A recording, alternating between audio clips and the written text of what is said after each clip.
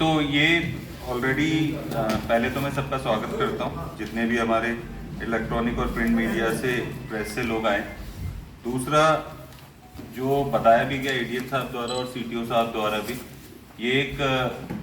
Generally election announce होने के 3 दिन में एक बैठक मीडिया के साथ ब्रीफिंग करनी होती है रिगार्डिंग द एक्सपेंडिचर रिलेटेड, जितना भी इश्यूज हैं उनके बारे में आपको ब्रीफिंग। तो नॉर्मली जिस रेट लिस्ट की भी बात कर रहे हैं वो भी आज आपको मिल जाएगी कि जो भी हमने पॉलिटिकल पार्टीज के साथ डिस्कस करके और जो फाइनलाइज की है, और इसके अलावा जो बाकी की भी चीज़ें हैं जो हम लोग आपके माध्यम से पहुंचाना चाहते हैं, प्लस जितना भी issues media press printing press से डील करता है in terms of paid news या सोशल मीडिया का हो सकता है, या प्री सर्टिफिकेशन किस किस चीज़ को करवाना है। तो मेरी आप लोगों से एक रिक्वेस्ट भी है, हम लोग भी अभी सॉफ्ट कॉपी में, वैसे वो आपके पर्पज से नहीं थी, फिर भी एक हैंडबुक आप साइट पे जाएंगे तो मीडिया रिलेटेड मैटर्स की एक भारत निर्वाचन आयोग ने जारी की है, वो हम लोगों के लिए जारी की है, पर हम लोग उसको आपको भी शेयर कर देंगे तो आपको भी एक आइडिया लगेगा कि क्या क्या चीज़ें कहाँ पे हैं। जैसे इन्होंने बताया कि ऑलरेडी हमारे यहाँ पे कंट्रोल रूम में एक एमसीएमसी कमेटी का गठन किया गया है, उसके भी डिटेल्स आप शेयर कर दीजिएगा विथ फोन नंबर्स। तो उसमें कोई भी मतलब नॉर्मल मॉनिटरिंग के लिए भी, पेड न्यूज़ के लिए भी, प्लस जितना भी सर्टिफिकेशंस होंगे वो एमसीएमसी कमेटी के थ्रू होंगे। तो किसी का भी, जो इन्होंने बताया भी है कि जिस चीज़ को सर्टिफिकेशन की ज़रूरत है वो उसमें अपना जो भी कंटेंट है या जो भी है उसको अप्रूव करवाएंगे और वो सर्टिफाइड होने के बाद आप उसको आगे प्रोसीड कर सकते हैं। इसके अलावा कोई और भी इशूज़ जहाँ पे लगेगा, जो इन्होंने बोला है कि प्रिंट मीडिया इलेक्ट्रॉनिक मीडिया में अगर पेड न्यूज़ का या सरोगेट न्यूज़ का या और भी कुछ ऐसा उल्लंघन दिखता है तो आरओ की तरफ से RO will issue a notice to you, या जो भी कंसर्न एजेंसी होगी, आपको निर्धारित समय सीमा में उसका जवाब देना है और उसके बाद वो वापस से एमसीएमसी कमेटी के सामने पुटअप जाएगा कि इसमें आगे क्या निर्णय लेना है। तो मेरी आप लोगों से रिक्वेस्ट है, क्योंकि अब देखिए खुल के कोई नहीं करता है, बहुत सटल तरीके से, और हम न्यूज़ आइटम्स पढ़ते भी हैं, तो आप भी कल को इस चीज़ को, हमेशा कोई भी कंटेस्ट कर सकता है कि साहब ये हमने ऐसा नहीं चलाया, पर कुछ भी न्यूज़, एक न्यूज़ कल को ये भी चलती है कि एक्स कैंडिडेट ये हैं, इन्होंने ये अच्छा किया या कुछ भी अच्छा किया, कोई भी बोल रहा हो, किसी का बयान आप लिख के, वो भी कहीं ना कहीं उसका प्रोपेगेंडा बढ़ाने के लिए उस कैटेगरी में आता है। तो मेरी आप लोगों से रिक्वेस्ट है, बहुत थिन लाइन है कई बार कि क्या पेड न्यूज़ है क्या नहीं है, जो भी कमेटी का निर्णय होगा वो लिया जाएगा, बट मेरी आप लोगों से रिक्वेस्ट है कि बहुत हम लोग फोकस करें एथिकल वोटिंग पे, और अननेसेसरी की कोई न्यूज़ या कोई भी ऐसी चीज़ ना चलाएं जिससे अफवाह फैले। मेरी आप लोगों से रिक्वेस्ट है कि नॉर्मल टाइम एक अलग है, इलेक्शन पीरियड एक अलग है, अगर आपको कोई भी चीज़ अगर ऐसी लगती है कि जो कोई सूचना चल रही है उसका, तो हम हमेशा 24 आवर्स फ़ोन पे अवेलेबल है, इन पर्सन अगर कोई ऐसी है तो वो अवेलेबल है। जब तक आप हमसे कंफर्म ना कर लें, हमसे पूछ ना लें, हमारा एक वर्जन उस चीज़ में ना आ जाए, तब तक मेरी आप लोगों से रिक्वेस्ट है कि वन साइडेड स्टोरी ना चलाए, कि कल को ये इशू ना हो कि उसकी वजह से अगर फैक्ट्स और वो कुछ उसमें गलत हुए तो उसकी वजह से अननेसेसरी की प्रॉब्लम क्रिएट हो। क्योंकि एक छोटी से छोटी घटना, पिछली बार कई इश्यूज हुए हैं मेरी, जैसे मैं फॉर एग्जांपल किसी टाइम पे एक घटना हुई कि किसी ने कोई वीडियो बना रखा है ईवीएम का या ट्रेनिंग अवेयरनेस का, जब चल रहा है गांव में, ट्रेनिंग में भी हम मशीन्स भेजते हैं, तो गांव वाले उसमें वोट डाल के चेक करते हैं, एक डेमो होता है, बना लिया और वो वीडियो 2 महीने वायरल नहीं किया, जिस दिन पोल डे था उस दिन सोशल मीडिया पे वायरल किया, और लोगों को ये लगा कि देखिए कहीं गांव में 10 लोग इकट्ठे होकर मशीन पे वोट डाल रहे हैं। तो वो जब तक हम लोग उसको कंट्रोल करते हैं, ठीक है, एक्शन लेंगे या कुछ है, पर वो अननेसेसरी में वायरल होने लगती हैं चीज़ें। तो मुझे लगता है कि एज अ जिम्मेदार प्रेस के और मीडिया के आप लोग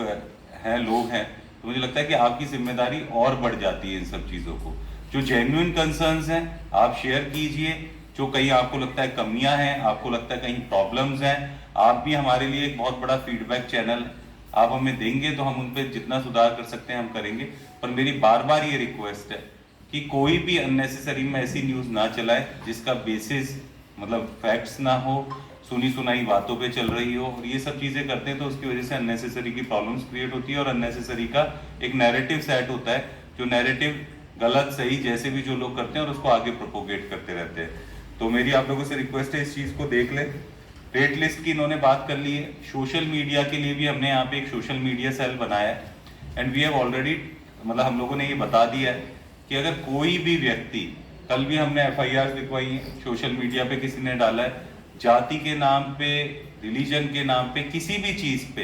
कोई भी टिप्पणी या उसको इलेक्शन से मिक्स करने की कोशिश या कुछ भी ऐसी चीज जो एक तरीके से उल्लंघन है आचार संहिता का, अगर वो सोशल मीडिया पे भी करेगा तो उसके खिलाफ IT एक्ट में FIR हो गई, कई हमने करवा भी दी है। हमें ऐसी नौबत लगती है कि ये ज्यादा प्रोपेगेंडा के थ्रू कर रहे हैं, तो अगर उसकी वेबसाइट पूरी हमें वो करनी हो, बंद करवानी हो, या पूरा उसका ट्विटर हैंडल या इंस्टाग्राम हैंडल बंद करवाना हो तो हम वो भी करवाएंगे। वो भी हम लोगों ने ऑलरेडी टाई अप करके और ऊपर बात कर रखी है। पर इस चीज को आप देख लें कि अननेसेसरी में मुकदमा दर्ज होगा और उसके खिलाफ कठोर कार्रवाई हो जाएगी। एक प्री सर्टिफिकेशन का बता दिया है तो उसको भी आप लोग देख लें। बाकी की मीडिया से रिलेटेड ये मेन चीज थी। बाकी जो इन्होंने बताया, मैं एक बार कुछ चीजें, मेन चीजें रिपीट कर देता हूँ कि सी विजिल ऐप है, जो इन्होंने बोला भी CTO साहब ने कि आपके माध्यम से उसका प्रचार प्रसार अच्छे से हो जाए कि कोई भी व्यक्ति कहीं से भी कोई भी शिकायत हो तो वो उसमें वीडियो के फॉर्म में, फोटोग्राफ्स के फॉर्म में कुछ भी डाल के और वो दिखा सकता है, देखिए साहब यहाँ उल्लंघन हो रहा है। और जो इन्होंने बोला कि रिस्पॉन्स टाइम उसमें ये है कि हमारे कंट्रोल रूम में जैसे ही वो रिसीव होती है तो विद इन 5 मिनट्स हमको अपनी कंसर्न FSCT वो उसको फॉरवर्ड कर देना है। और जिन्होंने टाइम बताया कि 50 मिनट्स में उसको 50 मिनट्स ही है, 45 मिनट्स में, हाँ 45 + 5 मिला के 50 मिनट्स में वो डिस्पोज ऑफ हो जानी है। उस कंट्रोल रूम में ये भी मॉनिटर हो रहा है कि कितना 50 मिनट से ऊपर जा रहा है, आपका एवरेज टाइम क्या है, ये सारी डिटेल्स। इसमें अच्छी बात क्या है, पहले लोग ये शिकायत करते थे कि कोई वहां खड़े होकर रुकता नहीं था, कोई मोटरसाइकिल से निकल रहा है या 4 व्हीलर से निकल रहा है तो 4 व्हीलर से उसने फोटो खींची और चलते हुए चलती, जब तक वो फोटो अपलोड होती थी तो तब तक लैटिट्यूड लॉन्गिट्यूड बदल जाता था कि वो जिस जगह पे फोटो खींची उस टाइम का लैटिट्यूड लॉन्गिट्यूड भी, और जिस जगह पे जाके उसने अपलोड भी की, दोनों उस FST के जो भी होंगे उनको लैटिट्यूड लॉन्गिट्यूड दिखेंगे। तो ये कंफ्यूजन नहीं होगा कि FST जब वहां पे पहुंचती थी तो पता चलता था वो उस लोकेशन पे कुछ है ही नहीं। पहले थोड़ी बहुत ये प्रॉब्लम होती थी, पर इस चीज को भी अब रिजॉल्व कर लिया गया है। FST जैसा हमने बोला था कि FST सारी एक्टिवेटेड हो गई है हमारी, ऑलरेडी कंट्रोल रूम पूरा एक्टिवेटेड है। सारे इस बार FST हो, सेक्टर मजिस्ट्रेट्स हो, जितनी भी उस टाइप के सीजर्स में जो लोग लगे हुए हैं, सबकी गाड़ियों में GPS लगे हुए हैं और हम GPS मॉनिटर कर रहे हैं। हमारे कंट्रोल रूम में आज जैसे FST भी चल रही है तो सब में GPS लाइव है, सारे GPS, सारी गाड़ियों की ट्रैकिंग हो रही है। सेक्टर मजिस्ट्रेट को भी जो गाड़ी मिलेंगी जब डिप्लॉय होंगे या जाएंगे 2-3 दिन पहले, तब भी उनकी सारी गाड़ियों में GPS होंगे। और इसके अलावा EVM के ट्रांसपोर्टेशन, EVM कहीं भी ट्रांसपोर्ट होगी तो GPS इनेबल्ड व्हीकल में होगी। ये बिल्कुल प्रोटोकॉल है, इस बार इस चीज को भी हमने बहुत बढ़ाया है। दूसरी बात, आदर्श आचार संहिता के 72 घंटे पूरे हो गए, जिसमें आपको 24 घंटे में हमें सरकारी, उससे 48 घंटे में हमें पूरी प्राइवेट से, और ऐसे 72 आवर्स में हमें हर जगह से जो भी प्रचार प्रसार सामग्री थी वो जो अनऑथराइज थी वो हम लोगों ने हटा दी है। अगर फिर भी अगर आपको कहीं लगता है कुछ है, या कोई जैसे हमें सी विजिल से भी शिकायत आई कि आपके माध्यम से भी अगर लगता है तो आप सूचित कर सकते हैं। और अब जितनी भी प्रचार प्रसार सामग्री लगेगी वो सारी परमिशन के बाद लगेगी। तो आपको ये कंफ्यूजन ना हो कि कहीं होर्डिंग लगा हुआ है। मेरा ये कहना है कि अगर कहीं होर्डिंग लगा हुआ है तो ये जरूर चेक कर ले कि वो परमिशन के बाद लगाया है या नहीं। कई बार कई लोग इस न्यूज को चला देते हैं, देखिए आदर्श आचार संहिता का उल्लंघन हो रहा है और यहाँ पे अभी तक नहीं हटे। होर्डिंग्स लगाना, बैनर्स लगाना, झंडे लगाना, ये सब चीजें, बहुत सारी चीजें अलाउड है। नगर पालिका, नगर पंचायत अपने डेजिग्नेटेड होर्डिंग्स या जो भी उनके पॉइंट्स है वहां पे first come first serve basis पे पॉलिटिकल पार्टीज या कैंडिडेट्स को रेट लिस्ट के बेसिस पे अलाउ कर सकते हैं, तो वो लग सकते हैं। प्राइवेट घर में भी कोई भी व्यक्ति अपने घर पे 3 झंडे तक किसी भी पॉलिटिकल पार्टी के लगा सकता है। अगर उसको कैंडिडेट का प्रचार प्रसार करना है तो कैंडिडेट की अनुमति के बिना वो अपने घर पे कैंडिडेट का प्रचार प्रसार नहीं कर सकता। एक मैं वापस से, इसमें कंफ्यूजन होता है, पॉलिटिकल पार्टी के वो 3 झंडे लगा सकता है, पर कल को अगर कैंडिडेट का कटआउट लगाना है या कैंडिडेट का पोस्टर लगाना है जब कैंडिडेट अनाउंस हो जाता है, तो बिना कैंडिडेट की अनुमति के नहीं लगा सकता, क्योंकि वो कुछ भी जाएगा तो कैंडिडेट के एक्सपेंडिचर में वो बुक होगा। तो कैंडिडेट की अनुमति के बिना ही ये नहीं कर सकता। दूसरी बात, हर चीज के मानक है। झंडा कितनी, जैसे आपके अगर कोई भी गाड़ी पे या कोई भी आप नॉर्मल झंडा लगा रहे हैं परमिशन के बाद, जो आपने कैंपेनिंग व्हीकल्स रखे हैं, तो उसमें 1.5 फुट बाय आधा फुट का है, 1.5 फुट बाय आधा फुट या 1 फुट बाय आधा फुट का है, स्पेसिफिक है 1 फुट बाय आधा फुट का है, तो वो इतना अलाउड है। किसी पे 2 स्टिकर्स अलाउड है। तो ये मेरी आपसे रिक्वेस्ट है, हम लोग सूचना विभाग से हैं यहाँ पे, आप क्या करिएगा, हैंडबुक प्लस जो मॉडल कोड ऑफ कंडक्ट का है, दोनों आप मीडिया के ग्रुप में, प्रिंट और जो आपके मीडिया है उन ग्रुप में आप शेयर कर दीजिएगा, तो सबको वो सारी डिटेल्स पता होंगी। इसके अलावा जितनी भी परमिशंस हैं, एक सुविधा पोर्टल बनाया हुआ है जो कैंडिडेट्स के पॉइंट ऑफ व्यू से बनाया हुआ है। वो जो भी परमिशंस होगी, डिफरेंट परमिशंस, वो सुविधा पोर्टल पे अप्लाई करेगा और उसको वन सिंगल विंडो के थ्रू वो परमिशंस मिलेंगी और वो उस परमिशंस को जहां भी होगा हमेशा डिस्प्ले करेगा। ये उन लोगों को बता दिया गया है। ये बता दिया गया है कि स्क्रूटनी कमेटी सीजर्स के लिए बनी हुई है, तो जो भी सीजर्स होंगे, सीडीओ मैडम की अध्यक्षता में कमेटी बनी है। अगर वो आदमी क्लेम करता है, जेन्युइन पेपर लेके आता है, तो इनके डिस्क्रिप्शन है, कमेटी डिसाइड्स कि ये सब जेन्युइन है, इलेक्शन में ये पैसा नहीं यूज हो रहा है, तो वो है। एक चीज मैं आपको बताना चाहूंगा कि पहले कई बार ये शिकायतें भी आती थी कि सर जेन्युइन लोगों का थोड़ा हरेसमेंट होता है, या फिर कोई आदमी बैंक से पैसा निकाल के ला रहा है उसको भी पकड़ लिया जाता है, चेकिंग होती है। तो इस बार सारे बैंक्स को अपना मनी जो बड़ा ट्रांसफर कर रहे हैं या कुछ उनकी गाड़ियां घूम रही है, तो जब भी वो मनी का विड्रॉल होगा तो एक क्यूआर कोड जनरेट करके देंगे वो लोग। तो उस क्यूआर कोड अगर वो आदमी लेके या जो भी उनका बैंक का पैसा इधर से उधर जा रहा है उसको लेके चेक करते हैं, तो ये पता चल जाएगा कि बैंक से ऑथराइज दिया हुआ पैसा है। तो ये वाली चीज भी इस बार अच्छी है। दूसरी बात, आर्म्स को लेकर ऑलरेडी जमा होने लग गए हैं। फिर उसकी एक स्क्रूटनी कमेटी है जिसमें मैं, कप्तान साहब हैं, तो केस टू केस बेसिस पे किनको आर्म्स का एग्जेम्पशन देना है, थ्रेट परसेप्शन से या बाकी चीजों का, वो भी हम लोग को दे रहे हैं। कंट्रोल रूम में एक 1950 नंबर है, वो यूनिवर्सल नंबर है, टोल फ्री नंबर है, आप कहीं से भी कोई भी कॉल कर सकता है और वो भी सारी शिकायतें हम दर्ज कर रहे हैं। फिर देयर इज एनजीएसपी का एक पोर्टल है, नेशनल ग्रीवेंस रिड्रेसल पोर्टल है, उस पे भी कोई भी व्यक्ति जाके पोर्टल पे भी शिकायत कर सकता है। तीसरा, वो सी विजिल पे शिकायत कर सकता है। और चौथा, जो एक कंट्रोल रूम नंबर आपने शेयर कर लिया होगा, जो हमारा लोकल लैंडलाइन है, वो कंट्रोल रूम नंबर पे भी शिकायत, जो हमने एक्सपेंडिचर मॉनिटरिंग के लिए किया है, किसी भी नंबर पे शिकायत आएगी वो सीधे कंट्रोल रूम में दर्ज होगी और वो अलग अलग माध्यम से उसको हम लोग कवर करेंगे। एक सक्षम ऐप है जो आप लोगों के माध्यम से फिर मैं लोगों तक पहुंचाना चाहता हूं, जो डिसेबल्ड पर्सन विद डिसेबिलिटी के लिए है, कि वो लोग अपना वोटर लिस्ट, नाम, ये सब कर सकते हैं और रिक्विजिशन भी कर सकते हैं उसमें पुटअप करके कि मुझे उस दिन व्हील चेयर चाहिए या कुछ और पर्टिकुलर टाइप का इक्विपमेंट चाहिए, तो हम लोग उसको सुनिश्चित करवाएंगे।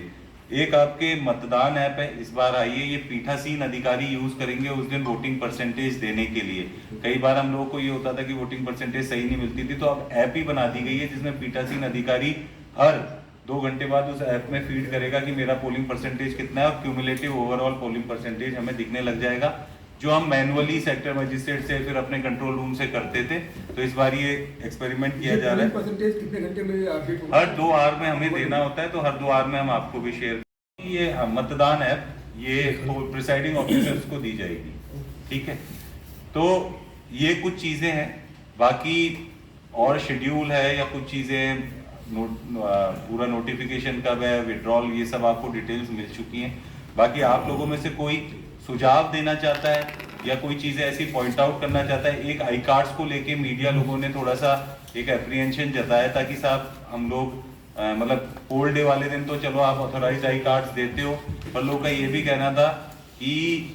अभी जैसे नॉमिनेशन होगा या कुछ और चीज होगी तो उस टाइम पे भी लोग कवरेज के लिए थोड़ा बहुत आते हैं, जिसकी वजह से थोड़ा बहुत, तो ये आपको एडीएम सिटी साहब ये देख लें। और एक ये भी बोला गया था कि स्पेशली कि जब अगली बार आप मीटिंग करें तो कुछ लोगों ने ये भी बोला था कि एटलीस्ट ऑफिसर्स बहुत बदल गए हैं, तो जब भी आप एसडीएम्स या एडीएम्स की उनकी बैठक करते हैं तो उस टाइम में जब भी बैठक हो तो आप मीडिया से बता दीजिएगा, तो आप अगले 10 मिनट की बैठक मीडिया के साथ हो जाएगी सबकी, और एटलीस्ट एक दूसरे से जानकारी और शक्ल से लोग थोड़ा सा पहचान जाएंगे, तो बेटर रहेगा कि कोई किसी से बदतमीजी ना करे या उसे। मेरी भी आप लोगों से रिक्वेस्ट है कि देखिए हर कोई हर आदमी को नहीं जानता है, हर कोई इसको ईगो पे भी लेने की जरूरत नहीं है। मेरा पर्सनल कहना है कि अगर आप प्रेस और मीडिया से हैं तो किसी से आप भी ये ना उलझे कि भाई तू नहीं जानता कि मैं कौन हूँ। आप अपना आई कार्ड अच्छे से डिस्प्ले करिए, अच्छे से आप बताइए कि मैं प्रेस में, मुझे नहीं लगता कि जानने के बाद अगर कोई कर रहा है तो ठीक है, उसका व्यवहार सही नहीं है, उस पर जो कार्रवाई करनी होगी हम आगे करेंगे। पर मेरी पर्सनल रिक्वेस्ट है कि कई बार इसी चीज में लड़ाई हो जाती है कि हम आई कार्ड डिस्प्ले नहीं करते और हम अज्यूम करते हैं। देखिए भीड़ में तो डीएम को भी कोई नहीं जानता, कई बार हमको भी धक्का मुक्की हो जाती है। हम एज अ डीएम भी, मैं कई बार आप देखेंगे वीआईपी ड्यूटी में आई कार्ड डाल के रखता हूँ,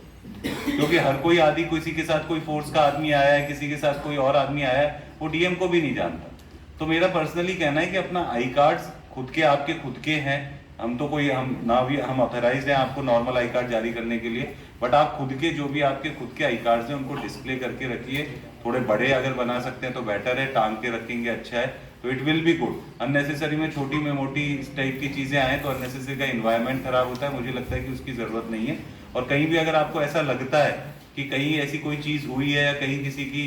मतलब प्रॉब्लम हुई है, तो मेरी पर्सनल रिक्वेस्ट है कि उसको बहुत ज्यादा न्यूज पे चलाने से पहले आप हमें भी बता सकते हैं। अगर कंसर्न किसी की गलती है तो we will take definitely take the action, तो ऐसा कोई प्रॉब्लम नहीं है। तो इस चीज का भी हम लोग ध्यान रखेंगे, ये देख लीजिए।